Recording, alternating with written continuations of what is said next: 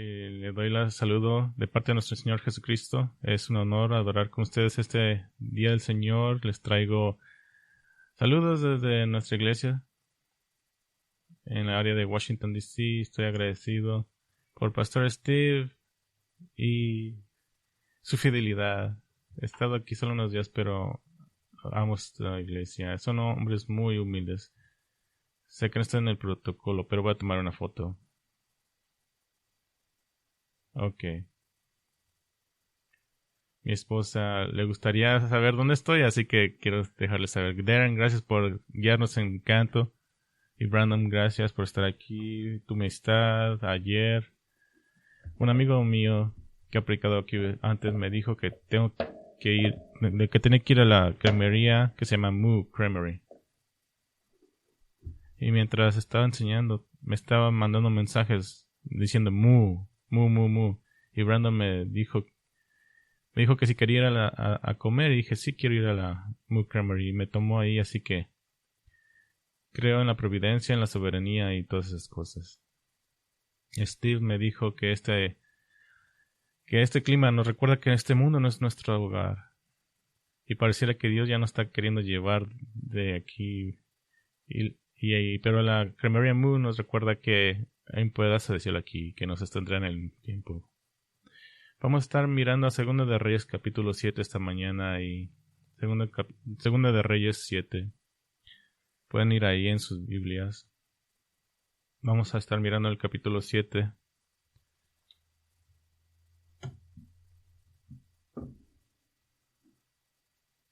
Y si el sonido se va, simplemente voy a hacer como Steve hizo y seguir predicando. Si no me pueden escuchar, bueno, déjame orar por ustedes. Señor, qué privilegio es estar con tu pueblo en este día. Nos trae gozo. Estamos agradecidos por esta iglesia, por Pastor Steve y más de una década de fidelidad trabajando aquí en Bakersfield y el gozo que él tiene mientras habla de la iglesia, que ama tanto y que lo aman a él. Este lugar tan gozoso en el que estamos agradecidos por la resurrección, que tú nos has abierto esa tumba y ascendido al cielo. Estamos agradecidos que tu cuerpo, la iglesia, aún está aquí, así que estamos ansiosos por el día que seamos reunidos contigo en el cielo, pero mientras tanto estamos gozosos con el tiempo que tenemos hoy. Estamos agradecidos por el amor de Cristo que nos has puesto en nuestros corazones y oramos que hoy esté más vivo que nunca. Mientras nos conformamos a la imagen de Cristo, oramos. Amén. El paso de la montaña Sidou es el antiguo nombre de un paso particularmente traicionero en los Alpes, entre Suiza e Italia. Durante siglos, miles de personas murieron tratando de cruzarlo en el invierno. Cuando surgía una tormenta de nieve de manera impredecible, se producía una ceguera por la nieve y sin forma de mantener el rumbo los viajeros se perdían y morían congelados. Esto era en un tiempo sin clima, sin canales de clima, sin textos, sin alertas de clima, y simplemente pensando no vamos a sobrevivir a este clima. Y en un mundo sin el canal de climas, sin aplicaciones de alerta de nieve, podrías mirar el cielo y pensarías, bueno, está limpio el cielo, pero en la montaña simplemente te encontrás con una tormenta de nieve. Y era la única forma de llegar de un lado a otro, pero la gente lo tenía que hacer, tenía que ir entre países. Y muchas miles de personas murieron, pero de repente en los siglos XVII todo cambió. En los siglos XVII la tasa de mortalidad disminuyó drásticamente y la razón no se debía a ningún avance tecnológico o radar o caminos. La razón fue por una cosa. Fueron debido a un perro, bueno, varios perros, unos perros que habían sido criados por monjes en la base del camino. Este tipo de perros tenían una aptitud por una estamina increíble ante el clima y casi una habilidad mítica para encontrar gente congelada entre la nieve. Pero en este tiempo se le había nombrado debido al monasterio. Y por eso ahora se conocen los perros como San Bernardo por el monasterio de San Bernardo. Durante los próximos aproximadamente 200 años que los fieles santos sirvieron en el paso de San John, más de 2000 almas perdidas fueron rescatadas de las garras congeladas de una muerte. Cuando el San Bernardo encontraba una alma perdida, le daban whisky. El perro tenía whisky y pan que colgaban de su cuello. Y luego, segundo, el perro guiaba el camino de regreso al monasterio. Así que encontraba al alma perdida, la persona perdida, le daba comida y luego lo guiaba de regreso hasta a donde estuviera salvo. Si recuerdas esta historia, recordarás el punto de esta historia. Así que vayamos a 2 de Reyes 6 y lo he llamado Cómo ser un salvador de almas perdidas. Y esta narrativa vamos a mirar cómo la palabra de Dios revela cómo es creída y cómo es compartida. Este es el punto más bajo en la historia. En 2 de Reyes 6 de Israel había un rey malvado que que se oponía a Dios, estaba en guerra con Siria y con todos los países que estaban alrededor de él. Era un muy mal tiempo para estar vivo y Dios estaba castigando a los israelitas por su pecado. Estaban creyendo en el Dios de la lluvia y ese Dios no le estaba llevando lluvia. Y entre más creían en ese Dios de la lluvia, menos lluvia caía. Y habían llegado a un punto de no regreso donde pensaba uno, donde deberían decir, bueno, debo de regresarme. Ellos pensaban que entre más adoraban a Baal, tarde o temprano le tendría que traer lluvia. Pero ellos estaban pensando, en lugar de arrepentirse, estaban pensando, es que no le estamos adorando lo suficiente.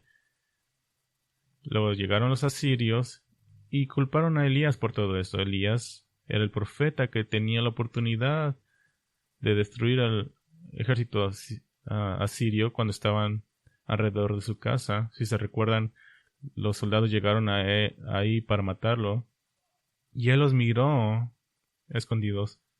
No puedes llegar escondidas por un profeta, él lo sabe todo. Así que Elías los cegó y los llevó hasta la capital de Samaria y los llevó ahí.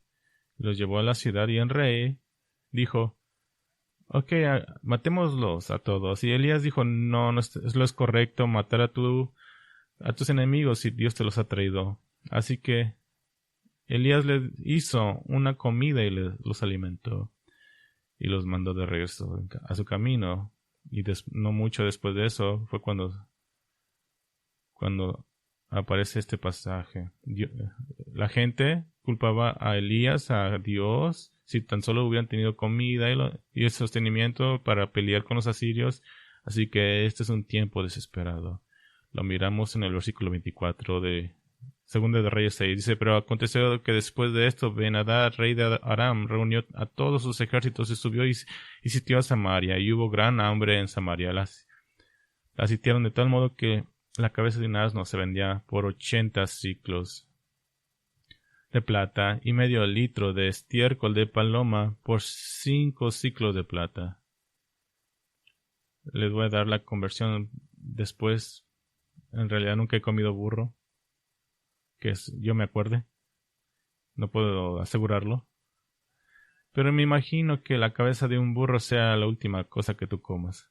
Y esta es la parte que estaba en venta. En otras palabras, están tan desesperados que la cabeza de un burro estaba por 912 gramos de plata. Y medio litro de estiércol de paloma por 5 siclos de plata. Así que es como una una botella de Coca-Cola es como llenada de popó de paloma. Nosotros pensamos que la inflación es según las casas y el costo de carros, pero aquí pareciera que es el costo de de este tipo de cosas.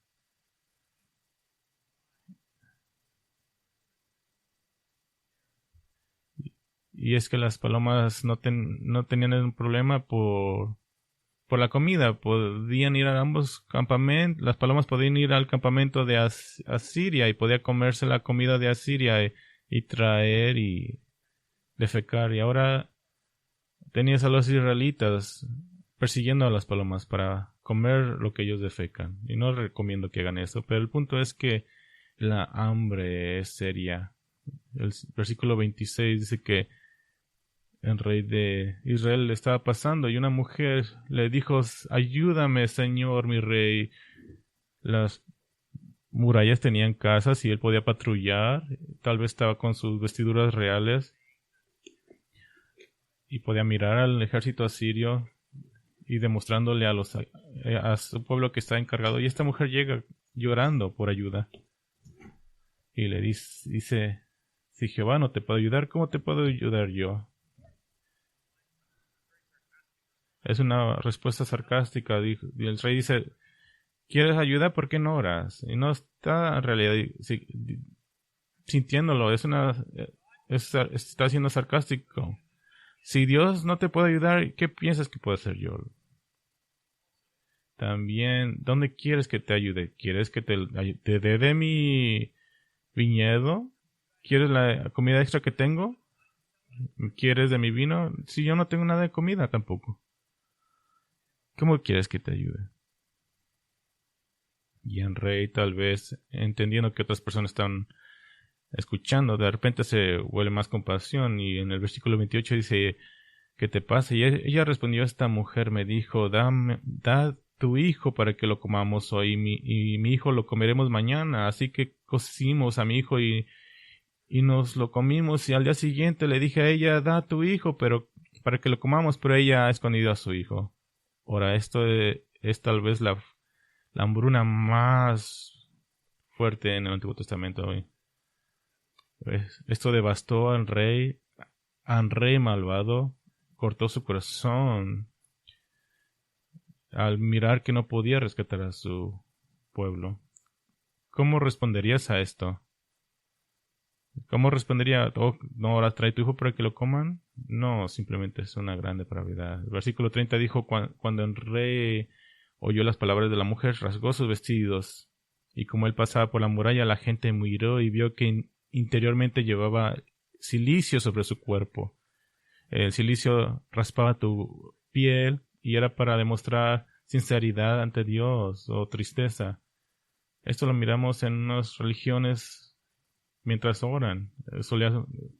Solía vivir en la Ciudad de México y mirabas a gente arrodillada y arrodillaban y iban a rezar y era una demostración de qué tan serios estaban. Están tan desesperadas que se cortaban y sangraban en el piso para llegar a este punto, para mostrarle a Dios que realmente necesito ayuda.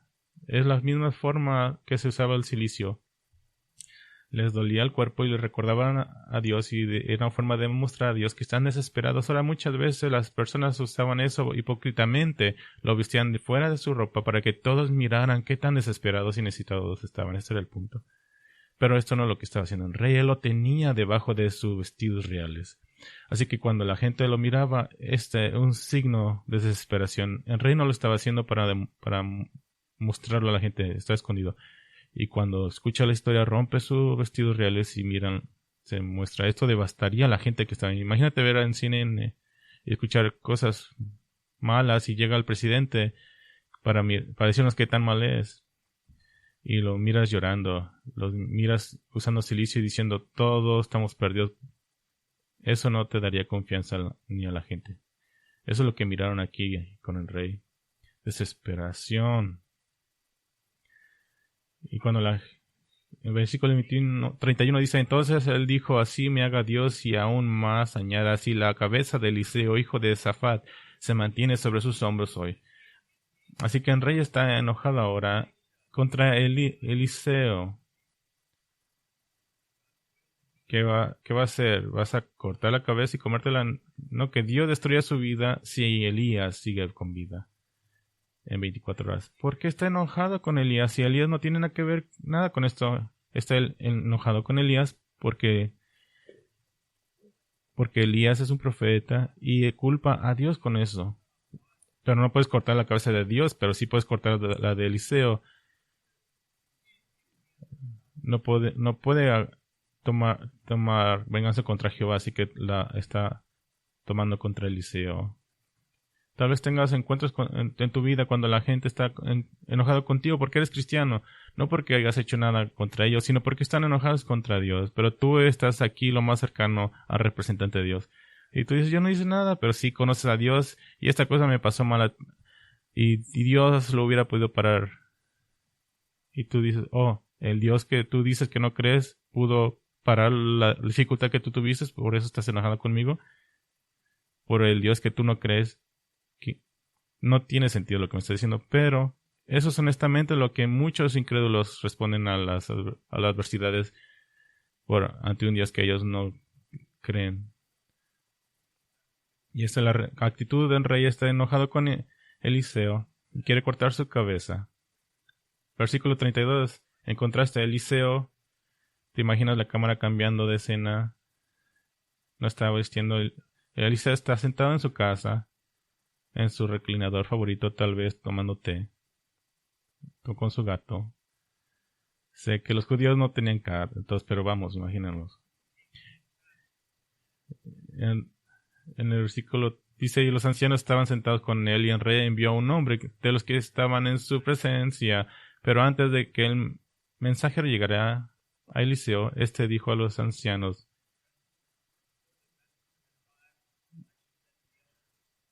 dijo, miran, ven cómo este hijo de asesino había enviado a cortarme la cabeza. Miran que un profeta, pueden mirar que los profetas saben todo. Él ya sabía que iba a venir. Ese es el punto del profeta, no lo puede sorprender. Así que le dicen, miren, este hijo de asesino ha venido a cortarme la cabeza. Miren, cuando el mensajero llegue, cierren la puerta y manténganla cerrada contra él. No se oye tras él el ruido de los pasos de su señor. Todavía estaban hablando con ellos cuando el mensajero descendió a él y es como el rey manda a alguien y va corriendo. Me imagino llegando a la puerta y simplemente se la cierran y dice, oh, no, ahora estoy aquí. Le sentaron, le dieron un poco de té.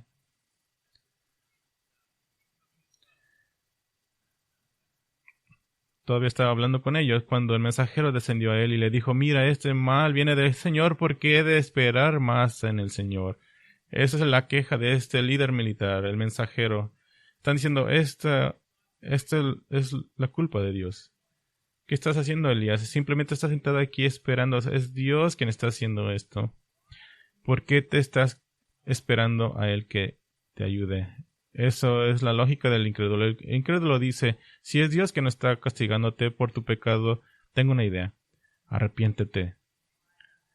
Has tratado todo, ya se están comiendo, están buscando el excremento de las palomas. ¿Qué tal que si simplemente se arrepienten? Pero esa es la cosa que no quieren hacer. No se humillarán y irán ante el Señor. Están enojados contra Dios, contra su mensajero. No se arrepentirán. El punto de este párrafo en el capítulo 6 es mostrarles qué desesperada es la situación. Esta situación representa la incredulidad en el mundo. Es el fruto de la incredulidad. Es enojo, frustración, asesinato, depravación. No es tener lo que quieres. Ni siquiera te importa orar porque sabes que el Señor no te escuchará. Esa es la condición de la incredulidad. Lo que vas a mirar en el capítulo 7 es cómo rescatar a la gente de esa situación, a las almas perdidas. En la situación del capítulo 6 no es una situación de todos los días, pero representa lo que pasa en hoy. Es tan simple que la gente que está perdida en su pecado, en su depravación, sienten que no pueden orar, y cuando oran no los escucha Dios, sino los escucha Dios porque quieren buscar cosas para ellos mismos. Se van a la idolatría, a la depravidad, hacia la depravación sexual y luego se enojan con los cristianos cuando los llaman al arrepentimiento. Se enojan contra los cristianos y esa es la situación aquí. Pero los cristianos no se nos llama a darlos por vencidos. No somos llamados a buscar una solución política, sino a rescatar almas. ¿Cómo? Bueno, la primera forma de rescatar a los perdidos es conocer la palabra. Tú debes de conocer la palabra de Dios. El asedio a Samaria sigue y tienen a Elías en su cuarto y Elías habla con ellos. En versículo 7:1 dice: Entonces Eliseo dijo: Oigan la palabra del Señor. Así dice el Señor: Mañana como a esta hora, en la puerta de Samaria, una medida de flor de harina se venderá a un siclo. Un siclo es 11 gramos de plata.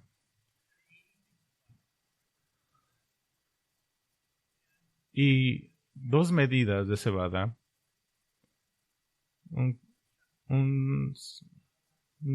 Tienes flor de harina.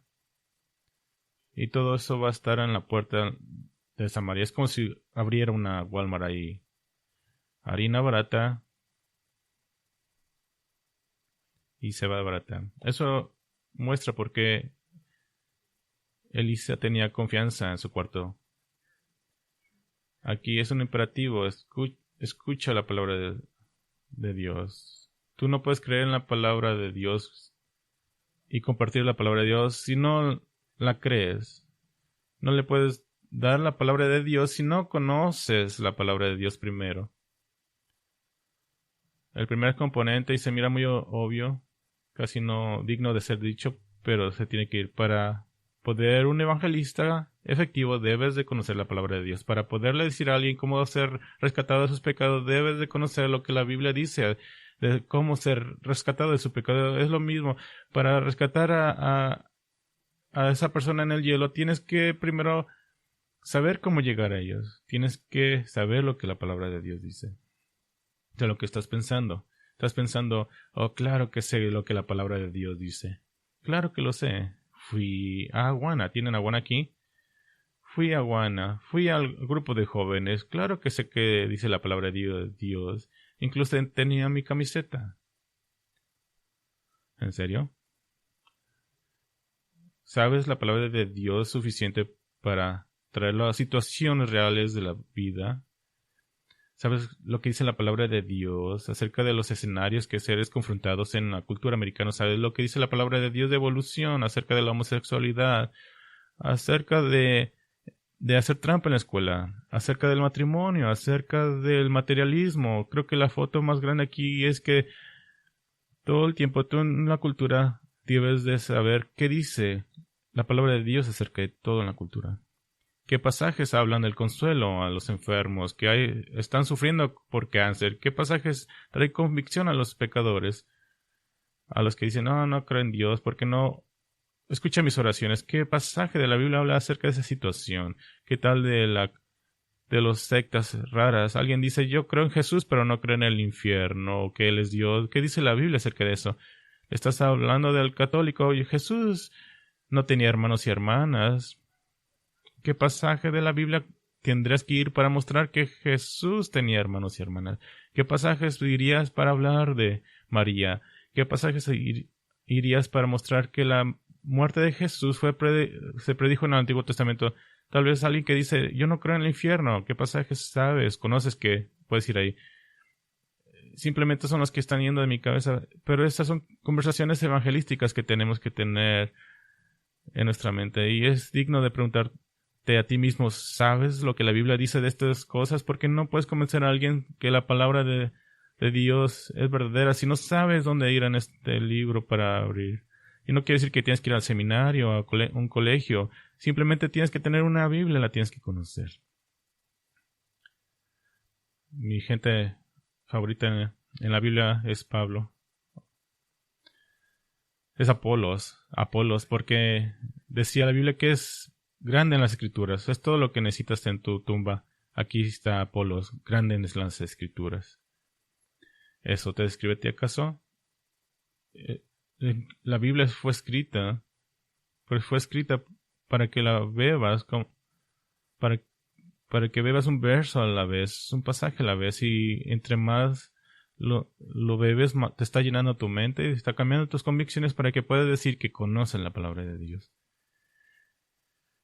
No uses tu tiempo libre simplemente para leerla y checar tu lista, sino como una forma de alimentar tu alma, para que puedas saberla, para que puedas traerla en situaciones como Martín Lutero dijo, cuando la Biblia habla, Dios habla. Y oro para que tú tengas esa actitud por la Biblia. Tienes un libro en tu mano o en tu celular que cuando lo abres y te habla, reconoces la voz de Dios, diciéndote y enseñándote qué pensar del mundo en el que vives. Si no conoces la Biblia, acerca de lo que la Biblia dice de la evolución, la homosexualidad, de ser trampa, adulterio, matrimonio, todas esas cosas. Si tú estás escuchando y dices, yo no sé qué pasajes hablan de eso, bueno, no te rindas. Haz una lista, escríbelas y busca pasajes. Usa una concordancia. No digas a Pastor Steve, usa Google. ¿Qué dice la Biblia acerca de la evolución? Pregunta. Y les aseguro que tendrán unas respuestas. Si no, pregúntenle a Pastor Steve que escribe un artículo y arregle el problema. Lee la Biblia devocionalmente y aprende lo que la Biblia dice y obtén respuestas. Tener un título en Biblia no debería ser un requisito. Cualquier cristiano debería saber esto. Me acuerdo que me asignaron a leer el libro Una historia de dos ciudades y odiaba este libro. Y aprobé y llegué al colegio y me dieron ese libro otra vez. Oh, mis crímenes.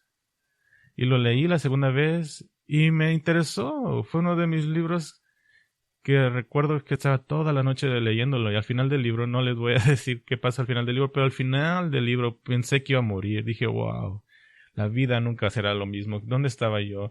Qué precioso libro. Y lo que cambió en estos años, el libro no cambió, fue mi actitud hacia el libro. Tal vez tuve más experiencias en el mundo para poder entenderlo y no sé, simplemente tal vez maduré, pero disfrutaba el libro y lo quería leer, y eso debería ser la actitud del cristiano con la Biblia. Cuando lo lees como un libro que tú conoces y amas y estás emocionado y te está dando el conocimiento, entonces la primera forma de rescatar a las perdidos es conocer la palabra. La segunda forma es creer en la palabra. Creer en la palabra. Capítulo 7:1. Dice, entonces Eliseo dijo, oigan la palabra del Señor. Dice en el 12, el oficial real en cuyo... Dice en el capítulo 12, el oficial real en cuyo brazo se apoyaba el rey respondió al hombre de Dios y dijo, mira, aunque en el Señor hiciera ventanas en los cielos, podría suceder tal cosa. Entonces Eliseo dijo, bien, tú lo verás con tus propios ojos, pero no comerás de ello. Es como si Dios abriera el techo y tirara la harina. Y lo que está diciendo es, aunque Dios hiciera eso, no podría haber. No hay forma de mover tanto volumen de harina para que el precio baje tanto. Es imposible, es lo que está diciendo. No es posible. Él escuchó la palabra de Dios. Él tenía al profeta diciéndole la palabra de Dios. De hecho, le dijo al profeta, ¿cómo puedes sentarte cuando es Dios lo que está haciendo? Y el profeta le dice, sí, te voy a decir lo que Dios va a hacer. Va a traer todos los precios abajo mañana. Y dijo, no te creo. Estás enojado con Dios porque no lo hace y cuando el profeta te dice que lo va a hacer, no le crees. Puedes conocer la Biblia, puedes conocer la palabra de Dios y no creerla. Y es el punto de este tipo. Él sabía lo que la palabra de Dios decía y me recuerda en el sentido del fariseo. ¿Se acuerdan cuando los magos llegaron a Jerusalén y le preguntaron a Herodes, ¿dónde está el niño que ha de nacer? Y dijo, no sé. Y llegaron los líderes y dijeron, sí, va a nacer en Belén, a la tercera puerta a la izquierda. Ellos sabían lo que la palabra de Dios decía, pero no les importaba porque no creían, no les importaba. Es la misma actitud aquí. El capitán sabía lo que la palabra de Dios decía, simplemente escogió no creerla. Ese es el punto que los cristianos pueden brincar. Somos llamados a creerla, a conocer la palabra, pero también a creerla. Debes de saber esto. Soy un creyente de la palabra. Creo la palabra de Dios. Amén. Los creyentes creen la palabra de Dios. Los gatos mían, los perros ladran y los creyentes creen. Y este es el punto. De que si tú no crees la palabra de Dios te hace un incrédulo. Y muchas veces los cristianos se excusan su incredulidad diciendo yo creo la mayoría de la Biblia, tal vez esta no, o aquella parte tampoco la creo. Los creyentes son llamados a creer toda palabra de Dios. Un pastor de Dallas, el primer domingo se paró en la iglesia y preguntó a la gente si creían la Biblia y todos dijeron amén y dijo, creen la creación de que Dios creó el mundo en 6 días. Y muchos de los ancianos no creían eso y rompió esa página. Y llegó al diluvio y dijo, ¿ustedes creen en el diluvio? Donde Dios inundó el mundo y no creen, lo rompió y fue a través de la Biblia y rompiendo diferentes cosas en la Biblia. Y al final agarró el libro con la portada nada más y dijo, como mi pastor es dar la Biblia de regreso. y predicó. Muchas veces la gente dice, yo conozco la palabra de Dios, creo la mayoría, pero no creo esto o aquello. No creo que tengo que creer acerca de la creación o la inundación o lo que la Biblia habla acerca del matrimonio o aquello. La gente siempre da excusas y dice cosas como, oh, sí, Génesis 1, la creación, los detalles no son importantes. Lo importante es que Dios creó el mundo. Dejémoslo atrás. Tal vez eso sea una foto, pero no es todo el punto. El punto es de que todo lo que la Biblia habla, lo habla con precisión, en una forma que mueve al creyente. Soy un creyente y los creyentes creen. ¿Qué tal si te digo que soy un esquía? Tengo esquís, tengo la camisa, incluso tengo un boleto. Están en mi garage. ¿Eso me hace alguien que esquía en nieve? No. El que tengas un esquí en tu garaje no te hace alguien que esquía. Tener una Biblia no te hace un creyente. Sí, los creyentes tienen Biblia y vienen el domingo, pero no te hace un creyente eso. Lo que te hace un creyente es ejercitar la fe y creer la palabra de Dios. El capitán dijo, incluso si Dios hiciera una ventana en el cielo, no creería. Esta es la foto de elevar tu razón arriba de la palabra de Dios. Esta es la perfecta foto de que dices, yo no sé cómo Dios va a hacer eso, cómo una inundación podría cubrir la tierra, cómo los animales podrían meterse de 2 en 2 y el volumen, y ahí se la cuenta y no tiene sentido. Y tú estás elevando tu pequeña razón sobre la palabra de Dios. Esto es lo que el capitán está haciendo. Yo estudié la demanda y la harina y todo, y no puede pasar eso que me estás diciendo. Bueno, o está bien. Mira cómo Elías responde. Lo verás con tus propios ojos, pero no comerás de él. Es un poco de, ok, vamos a verlo, capitán. Vas a verlo, pero no vas a probarlo. Y versículo 3. Había 4 leprosos a la entrada de la puerta. Los leprosos son malos traidores de noticias. Tienen una enfermedad contagiosa y siempre tienen que gritar, impío, impío, impío. No puedes tocarlo. Si un leproso te tocaba, tú tenías que matarlo sin tocarlo. Si un leproso tocaba tu pared, no puedes tocarla por 7 días. Aquí habían leprosos fuera de la ciudad, donde se supone que tienen que estar. Están muriendo por la hambruna también.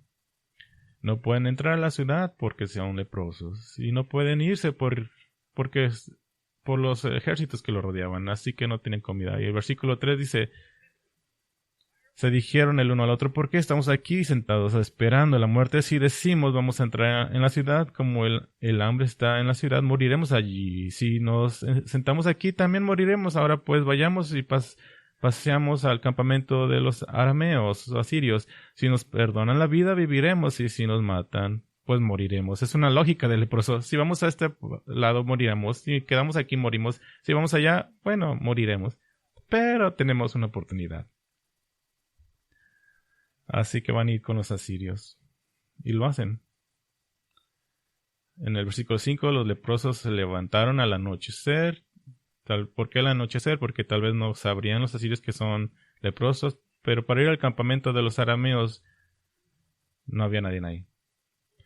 Porque el Señor había hecho que el ejército de los arameos oyera estruendos de carros y ruidos de caballos. Sí que se dijeron uno a otro: el rey de los egipcios viene por nosotros. Así que abandonaron sus burros o 3 burros y su campamento y huyeron por sus vidas. Bueno, ese es un buen escrito. Un escritor menor dice: oh sí, los asirios se fueron. Pero el autor de aquí empieza con los leprosos. Y eso admiro al escritor. Es muy buen escrito. Los arameos o asirios se fueron. Los leprosos no sabían que fue el Señor que hizo esto. No sabían por qué había pasado esto. No sabían que el Señor había hecho una ilusión de audio donde pensaron que habían pisadas de un ejército egipcio. No sabían eso los leprosos, pero dice que los leprosos llegaron, comieron, agarraron oro y plata y lo escondieron. Pensaron que acaban de ganar la lotería, pensando: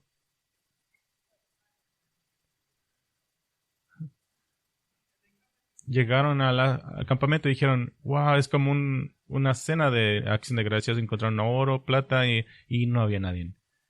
Wow, cogimos el momento correcto, comieron y empezaron a esconder el tesoro. Entonces, en el versículo 8, a mitad dice: entraron a otra tienda y ahí también se llevaron botín.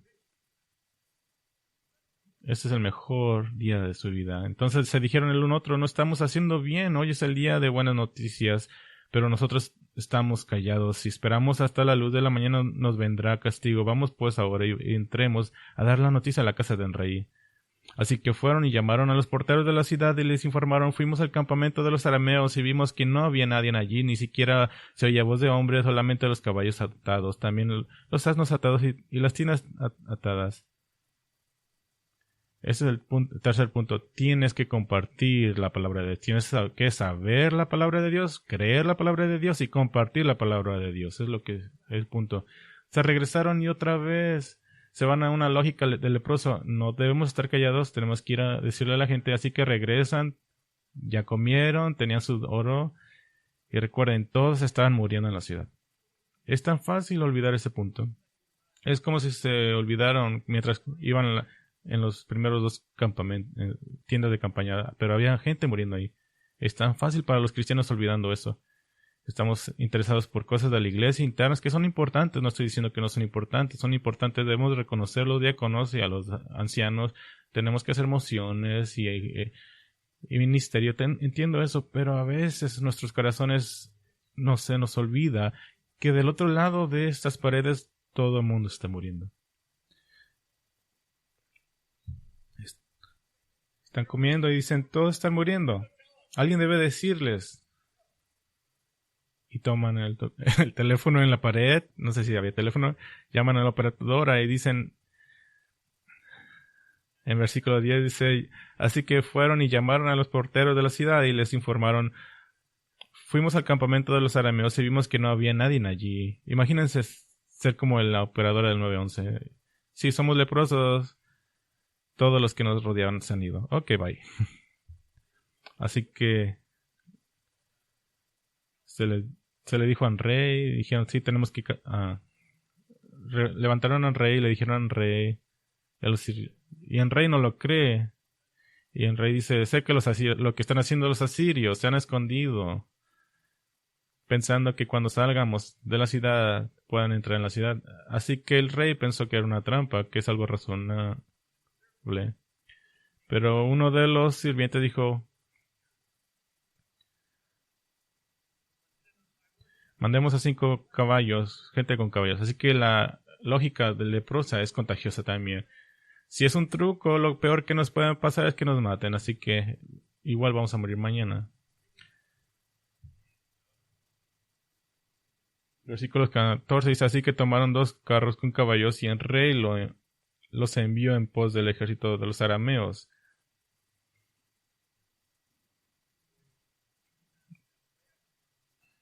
Diciendo, vayan y vean. Los siguieron hasta el Jordán. Y resultó que todo el camino estaba lleno de vestidos y objetos diferentes que los arameos habían arrojado en su prisa. Era como una yarda de una venta de garage. Entonces los mensajeros volvieron e informaron al rey. Esto es clásico. Esto es exactamente como Jehová muchas veces produce liberación. No hay conflicto militar, no hay soldados que llegan y atacan. Son 4 leprosos que trajeron buenas noticias y liberaron a la ciudad. Esto es como Dios hace para traer milagrosa liberación. Bueno, versículo 16. Y el pueblo salió y saqueó el campamento de los arameos. Entonces una medida de flor de harina se vendió a un ciclo, exactamente como dijo Elías. Al punto, y 2 medidas de cebada a un ciclo, conforme a la palabra de Dios. Había comida afuera. Confirmaron que había comida. Así que le dijeron a este capitán que no creyó que abriera la puerta, que es una seña de honor. Pero el pueblo lo pisoteó y murió, tal como el hombre de Dios había anunciado. Y en el versículo 18 la repite, y aconteció tal como el hombre de Dios había hablado del rey, cuando dijo, mañana a estas horas a la puerta de Samaria 2 medidas de cebada será vendida a un ciclo y una medida de flor de harina a un ciclo. Y el oficial real había respondido al hombre de Dios diciendo, mira, aunque el Señor hiciera ventanas en el cielo, ¿podría suceder tal cosa? Esto es, él está diciendo, te dije, conociste la palabra de Dios, no creíste la palabra de Dios. Y sea que creas o no, la palabra de Dios no la hace verdad. La palabra de Dios siempre es verdad. El punto, lo que trato de darles en este tiempo que nos queda, el versículo 9. Cuando dicen los leprosos, no estamos haciendo lo correcto. Están haciendo es una cosa moral, no estamos haciendo lo correcto. Ellos sabían que tenían una obligación moral de hablar la palabra de Dios. Esto es tan cierto para usted. Si tú conoces la palabra de Dios y crees la palabra de Dios, tienes una obligación moral de compartir la palabra de Dios. No compartirla como la compartes con un pedazo de pastel, sino como una comida que da vida eterna. Muchas veces usamos mi silencio diciendo estoy guardando mis opiniones para mí. Pero al principio es obvio, si conoces la palabra de Dios, tienes una obligación moral para compartir, tienes una responsabilidad de compartir lo que sabes de Dios, de la palabra de Dios con gente que no cree. Por eso son llamados incrédulos, porque no creen la palabra de Dios. Tu responsabilidad con ellos es compartir la palabra de Dios. Es lo que dice Romanos, ¿cómo podrán llamar al Señor si no lo creen? ¿Y cómo lo creerán si no lo escuchan? Esto es Romanos 10, donde es la parte más básica de la salvación. Todos aquellos que proclamen al Señor serán salvos. Pero ¿cómo podrán proclamar al Señor si no saben quién es ese Señor? Recuerdo tomar a mis hijos al parque en Virginia y los estoy empujando en este columpio el sábado antes de Easter. Y hay un padre empujando a su hijo y estamos hablando como alguien hace en el parque con tus hijos. Y le pregunté qué estabas haciendo y dijo, voy a ir mañana porque es Easter. Y le dije que iba a ir a la iglesia porque es Easter. Y me dijo, ¿qué es Easter? Y dije, ¿qué? ¿Qué es Easter? ¿Qué es la Pascua? Y es asombroso. Hay gente que no sabe qué es la Pascua. Y si no sabes qué es la Pascua, adivina que no sabes. No sabes que Jesús se resucitó de la tumba. Y que otra cosa, que Jesús no perdonó tus pecados y que Jesús tomó la ira de Dios por tus pecados.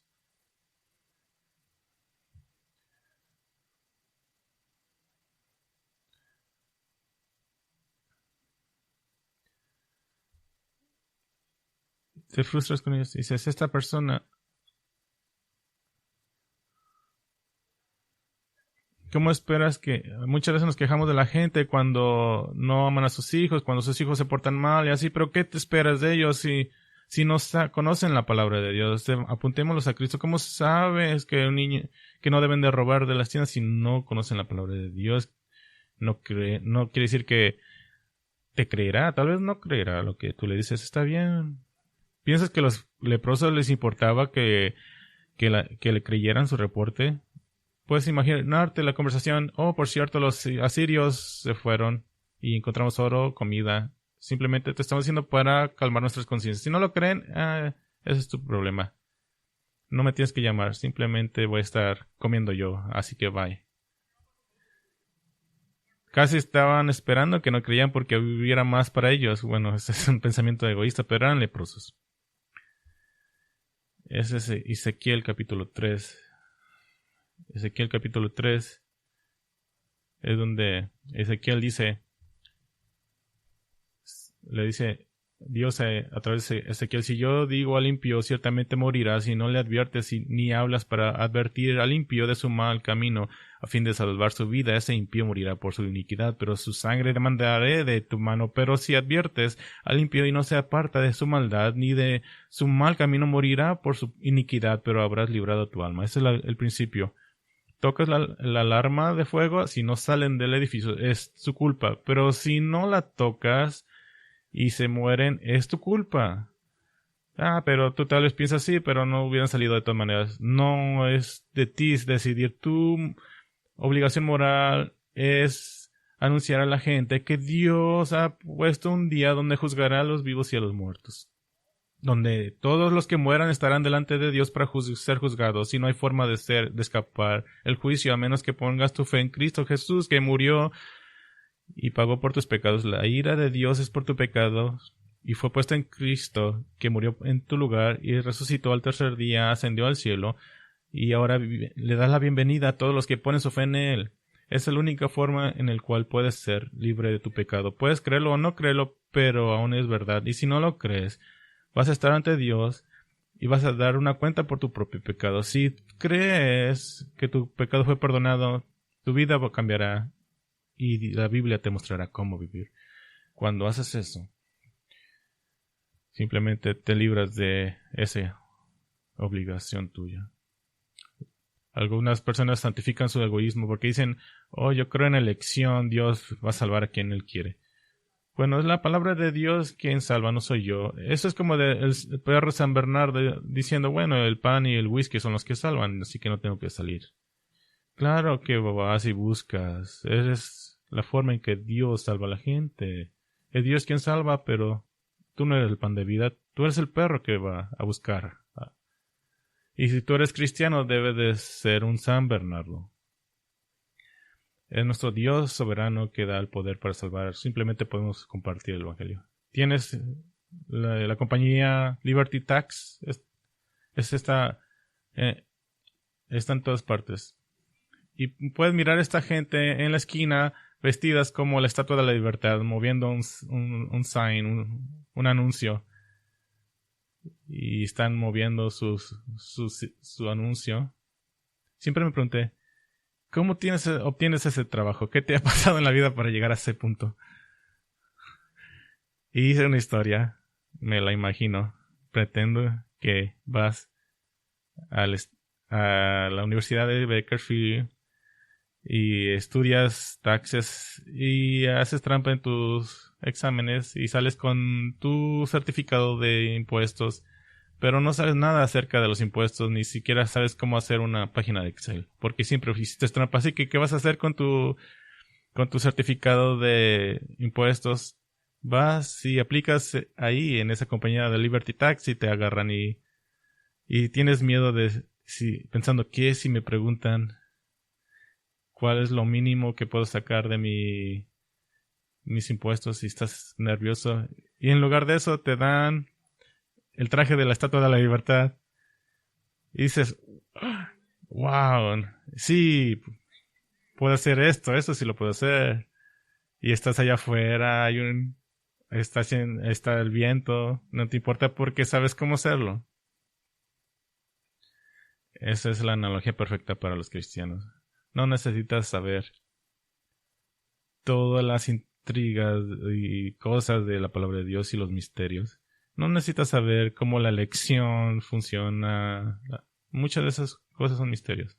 Pero debes de saber cómo la Biblia dice que la gente debe de ser salva. Debes de creer lo que la Biblia dice. Debes de compartirlo con otras personas. Y esas veces es como darle vuelta a ese anuncio. Jesús lo recibirá. Pon tu fe en Él. Pon tu fe en Él.